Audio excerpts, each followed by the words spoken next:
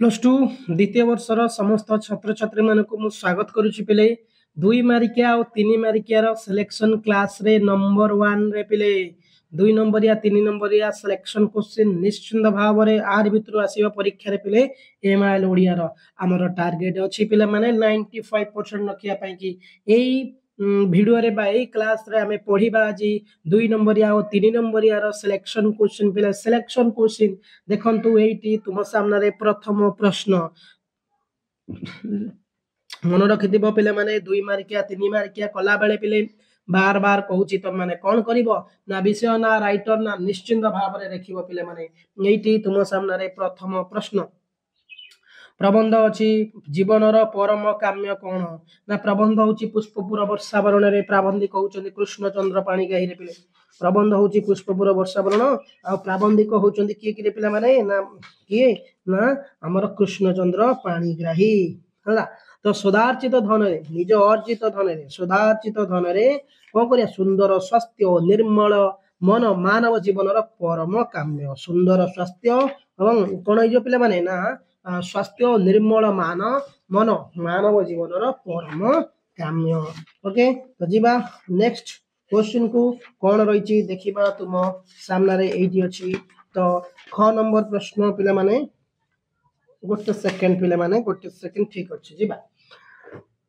केउ देशर गुण अपेक्षा प्रोपागंडा ही विशेष काम करे रे पिले केउ देश रे ना विषय होची तीन दंड रे लेखक होचंदी भुवनेश्वर बेहेरा जेउ देश रे जनता निज अधिकार तथा कर्तव्य ज्ञान संबंधज्ञ से देशर गुण अपेक्षा प्रोपागंडा ही विशेष काम करे से देशर किए काम करे ना गुण अपेक्षा प्रोपागंडा ही विशेष काम करे नेक्स्ट क्वेश्चन पिला माने मौलिक पुस्तक लेखा नहले कौन हम मौलिक पुस्तक लेखा नहले विषय होची स्वाधीन देशर शिक्षा चिंतार लेखक होचंदी गोलक बिहारी दल पिले जो देशर मौलिक पुस्तक लेखा हो पारिबो नाही जो देश रे से देश रे मौलिक चिंतार स्फुरण हो पारिबो नाही जो देश रे मौलिक पुस्तक लेखा हो पारिबो नाही से देश रे कोन हबो मौलिक चिंतार स्फुरण हेबो नाही बा होई पारिबो नाही नेक्स्ट क्वेश्चन देखंतु पिले कोन रहिछि पिले कोन कले पिला माने कौन कले शिक्षा योजना मध्य समन्वय रही पारिबो पिले विषय होची स्वाधीन देशर शिक्षा चिंता लेखक होचंदी गोलक बिहारी दल योजना जतिकी आग्रह करिया को हबो हमकु योजना को जतिकी आग्रह करिया को हबो शिक्षा को ताठारु अनेक गुण रे अधिक आग्रह कले शिक्षा और योजना भितरे समन्वय रही पारिबो योजना को जतिकी हम आग्रह करूचे ताठु 100 गुण रे हमकु शिक्षा को ये करिया पड़िबो नेक्स्ट उत्कल कमलर केशर बोली काहाकू कहा जाइछि काहेकि उत्कल कमलर केशर पिला माने प्रबंध पुष्पपुर वर्षावरण रे लेखक होचंदी डॉक्टर कृष्णचंद्र पाणिग्राही नीलाचल होचंती कमलर केशर किए ना नीलाचल पिले कारण निजे लीलामयी जगन्नाथ एहाकू वास्तवस्थली पई बाछिचंती वासस्थली पई नीलाचल होचंती कमल केशर कारण निजे लीलामय जगतर नाथ जगन्नाथ याकू वासस्थली भाव रे बाछिचंती जगन्नाथ ही उत्कलर इतिहास शांति मुक्ति मैत्री भक्ति भीति सब एकाधार ही शत शताब्दी धरी पुंजीभूत हो आसी तेणु नीलाचल को उत्कलर कमल केशर बोली कहुना नीलाचल को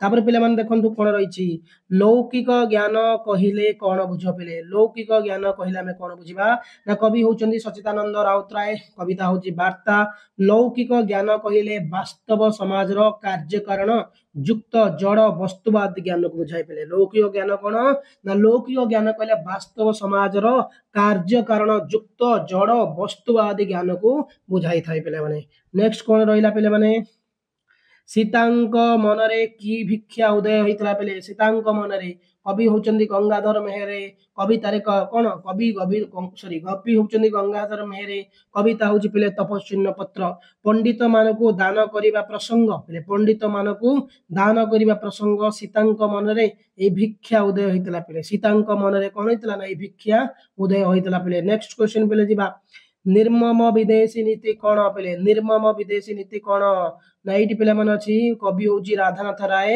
आ कविता होची बड़पण ସର୍ବଶୋଷୀ ନୀତିକୁ ନିର୍ମମ ବିଦେଶୀ ନୀତି ବୋଲି କୁହାଯାଇଛି। ସର୍ବଶୋଷୀ ନୀତିକୁ ନିର୍ମମ ବିଦେଶୀ ନୀତି ବୋଲି କୁହାଯାଇଛି ରେ ପିଲେ। ନେକ୍ସଟ କ୍ୱେଶ୍ଚିନ୍ ଦେଖନ୍ତୁ 3 ମାର୍କିଆ। ବଡ଼ପଣର ନିଦା କହିବାର ଯଥାର୍ଥ ବିଚାର କର ପିଲେ। ବଡ଼ପଣ ନିଦା କହିବାର ଯଥାର୍ଥ ପିଲେ। କବି ରାଧାନାଥ ରାୟ ବଡ଼ପଣ କବିତାରେ ଏଠାରେ ବର୍ଣ୍ଣନା କରିଛନ୍ତି। ନିଦା ଶବ୍ଦର ଅର୍ଥ ହେଉଛି ଯାହା ମଜବୁତ ବା ଭଙ୍ଗର ନୁହେଁ। ନିଦା ଶବ୍ଦର ଅର୍ଥ ଯାହା ମଜବୁତ ଯାହା ଭଙ୍ଗର ନୁହେଁ। ପ୍ରକୃତ ବଡ଼ପଣ ଧର୍ମ କାର୍ଯ୍ୟ ସାଧନା ଦ୍ୱାରା ଅର୍ଜିତ ପୁଣ୍ୟରୁ ମିଳିଥାଏ, ଯାହା ମନୁଷ୍ୟକୁ ଏହି ସଂସାରରେ ଯଶଶୀଳ ମହୀୟନ କରିଥାଏ। ଧର୍ମ ପଥରେ ଚଳି ଯେଉଁ ମହତ୍ ବା ବଡ଼ପଣ ଅର୍ଜନ କରିଥାଏ ତାହାକୁ କାଳ ବଜ୍ରଦଣ୍ଡ ଭାଙ୍ଗି ପାରେ ନାହିଁ। ସେହି ବଡ଼ପଣ ମନୁଷ୍ୟର ମୃତ୍ୟୁ ପରେ ମଧ୍ୟ ପ୍ରତିଷ୍ଠା ହୋଇନଥାଏ। ତେଣୁ କବି ବଡ଼ପଣକୁ ନିଦା କହିବା ଯଥାର୍ଥ ଅଟେ ପିଲେ। ନେକ୍ସଟ କ୍ୱେଶ୍ଚିନ୍ କୁ ଯିବା ପିଲେ। ମୁହିଁ ତପସ୍ୱିନୀ ମତେ ନ କରିବ ହେୟ, ଏହା କେଉଁ ପ୍ରସଙ୍ଗରେ କୁହାଯାଇଛି ରେ ପିଲେ? ନା କବି ହଉଛନ୍ତି ରାଧାନାଥ କବି ହଉଛନ୍ତି ଗଙ୍ଗାଧର ମେହେର। କବିତା ହଉଛି ତପସ୍ୱିନୀ ପତ୍ର ପିଲାମାନେ।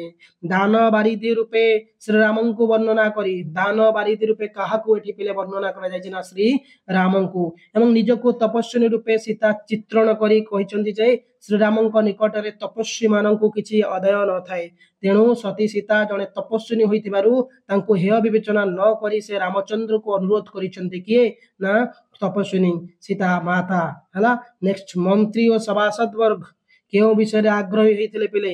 ଗଳ୍ପ ହଉଛି ଆକାଶ କଇଁଛ, ଗାଳ୍ପିକ ମନୋଜ ଦାସ ପିଲେ।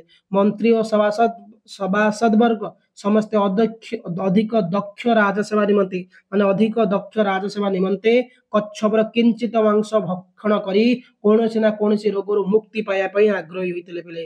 ନେକ୍ସଟ କ୍ୱେଶ୍ଚିନ୍ କୁ ଯିବା ପିଲେ। କେଉଁ କଥା ରାୟବାହାଦୁରଙ୍କ ଚରମ ପରାଜୟ ଘୋଷଣା କରିଥିଲା? କେଉଁ କଥା ପିଲାମାନେ? ନା ଗଳ୍ପ ପତାକା ଉତ୍ତୋଳନରେ ଗାଳ୍ପିକ ହଉଛନ୍ତି ସୁରେନ୍ଦ୍ର ମହାନ୍ତି ପିଲେ। ଗଳ୍ପ ହଉଛି ପତାକା ଉତ୍ତୋଳନ, ଗାଳ୍ପିକ ହଉଛନ୍ତି ସୁରେନ୍ଦ୍ର ମହାନ୍ତି। ଜୟ ସ୍ୱାଧୀନ ଭାରତ କି ଜୟ ଧ୍ୱନି ଭିତରେ ରାୟବାହାଦୁର କ୍ଷୁବ୍ଧ ଚଞ୍ଚଳ ଉଠିଲେ ପିଲେ। ଜୟ ସ୍ୱାଧୀନ ଭାରତ କି ଜୟ ଧ୍ୱନିରେ ରାୟବାହାଦୁର କହିଥିଲେ କ୍ଷୁବ୍ଧ ଚଞ୍ଚଳ ଉଠିଲେ। ବାହାରର ଜୟନାଦ ରାୟବାହାଦୁର ଶରୀରର ସୁତୀକ୍ଷ୍ଣ ସଳକା ପରି ତାଙ୍କୁ ବିଦ୍ଧ କରିଥିଲା। ଏହା ତାଙ୍କର ଚରମ ପରାଜୟ ଘୋଷଣା କରିଥିଲା ପିଲେ। ନେକ୍ସଟ କ୍ୱେଶ୍ଚିନ୍ ପିଲାମାନେ। ମିସେସ ମହାପାତ୍ର କେଉଁ କଥା ରେ ହସି ପକାଇ ବଡ ଖୁସି ହେଇଥିଲେ? ମିସେସ ମହାପାତ୍ର ପିଲାମାନେ। ସଭ୍ୟ ଜମିଦାର ଗଳ୍ପରେ ଗାଳ୍ପିକ ହଉଛନ୍ତି ଫକୀର ମୋହନ ସେନାପତି। ପୋଇଲି ମାନେ ମୂର୍ଖ, ଚାକର ମାନେ କେହି ମିସେସ ମହାପାତ୍ର ବୋଲି ଡାକି ପାରନ୍ତି ନାହିଁ। ପୋଇଲି ମାନେ ଯେହେତୁ ମୂର୍ଖ, ଚାକର ମାନେ କେହି ମିସେସ ମହାପାତ୍ର ଡାକି ପାରନ୍ତି ନାହିଁ। କିଏ ଖିସମିସ ମହାପାତ୍ର, କେହି ମିସ୍ତ୍ରୀ ମହାପାତ୍ର, କେହି ଫିସଫିସ ମହାପାତ୍ର ବୋଲି କହିଥାନ୍ତି। ଏହା ଶୁଣି ମିସେସ ମହାପାତ୍ର ହସି ପକାଇ ବଡ ଖୁସି ହୋଇଥାନ୍ତି ପିଲେ। ମହାକାଶରେ କଚ୍ଛପ ଉଡି ଚାଲିଥିବାର ଦେଖି ପକ୍ଷୀମାନେ କି ପ୍ରତିକ୍ରିୟା ପ୍ରକାଶ କଲେ ପିଲାମାନେ? ଗଳ୍ପ ହଉଛି ଆକାଶ କଇଁଛରେ, ଗାଳ୍ପିକ ହଉଛନ୍ତି ମନୋଜ ଦାସ ପିଲେ। ମହାକାଶରେ କଚ୍ଛପ ଉଡି ଚାଲିଥିବାର ଦେଖି ଘରଚଟିଆ ଓ ବତାସୀ ଭଳି ସାଧାରଣ ପକ୍ଷୀମାନେ ସେ ଅକଳ୍ପନୀୟ ଦୃଶ୍ୟର ବିମୂଢ ହୋଇଯିବେ ବେଳେ ପାରା ଓ ଚିଲ ଜାତୀୟ ସମ୍ଭ୍ରାନ୍ତ ପକ୍ଷୀମାନେ ଉଦ୍ବେଗ ପ୍ରକାଶ କରୁଥାନ୍ତି। ହଂସମାନେ ଯୁଗେ ଯୁଗେ ବିଶ୍ୱାସଘାତକ ବୋଲି ବଗମାନେ ପ୍ରତିକ୍ରିୟା ପ୍ରକାଶ କରିଥିଲେ ପିଲେ। 2 ମାର୍କିଆ 3 ମାର୍କିଆର ସିଲେକ୍ସନ କ୍ୱେଶ୍ଚିନ୍ ପିଲାମାନେ ଆମେ ଏଠି ଆଲୋଚନା କରୁଛେ ପିଲେ। ଏମାଇଲ ଓଡ଼ିଆର ପିଲେ। ବ୍ରିଟିଶ ସରକାରଙ୍କ ଦ୍ୱାରା ପ୍ରଦତ୍ତ ସନନ୍ଦଟି କଣ ଲେଖା ଯାଇଥିଲା ପିଲେ? ବ୍ରିଟିଶ ସରକାରଙ୍କ ଦ୍ୱାରା ପ୍ରଦତ୍ତ ସନନ୍ଦଟିରେ କଣ ଲେଖା ଯାଇଥିଲା ପିଲେ? ଉତ୍ତର ଦେବେ ସମସ୍ତେ। ଏଇଠି ତୁମ ସାମ୍ନାରେ ପ୍ରଥମ ପ୍ରଶ୍ନ ପିଲେ। ଗଳ୍ପ ହଉଛି ପତାକା ଉତ୍ତୋଳନ, ଗାଳ୍ପିକ ହଉଛନ୍ତି ସୁରେନ୍ଦ୍ର ମହାନ୍ତି ପିଲେ। ଏକ ଦରବାରରେ 1923 ସାଲରେ ବ୍ରିଟିଶ ସମ୍ରାଟଙ୍କ ଦ୍ୱାରା ରାୟବାହାଦୁରଙ୍କ ପାଇଁ ସନନ୍ଦଟି ପ୍ରଦତ୍ତ ହୋଇଥିଲା। ପ୍ରଦତ୍ତ ସନନ୍ଦରେ ଲେଖା ଯାଇଥିଲା ବ୍ରିଟିଶ ସିଂହାସନ ପ୍ରତି ଆପଣଙ୍କ ନିଷ୍ଠା ଏବଂ ଅନୁରକ୍ତି ମହାମହିମ ବ୍ରିଟିଶ ସମ୍ରାଟକୁ ମୁଗ୍ଧ କରିଛି। ବ୍ରିଟିଶ ସିଂହାସନ ପ୍ରତି ଏକ ଅତୁଳନୀୟ ଅନୁରକ୍ତି ପାଇଁ ଆପଣ ନଜର ପିଲେ ନିଜର। ତ ଇଏ ଥିଲା ପିଲେ 2 ମାର୍କିଆ 3 ମାର୍କିଆର ସିଲେକ୍ସନ କ୍ଲାସ ପିଲେ। ତାପରେ ଯିବ ନେକ୍ସଟ କ୍ଲାସରେ ସମସ୍ତେ ଜଏନ୍ ହେବେ। ଧନ୍ୟବାଦ, ଥ୍ୟାଙ୍କ ୟୁ, ଜୟ ହିନ୍ଦ ପିଲାମାନେ।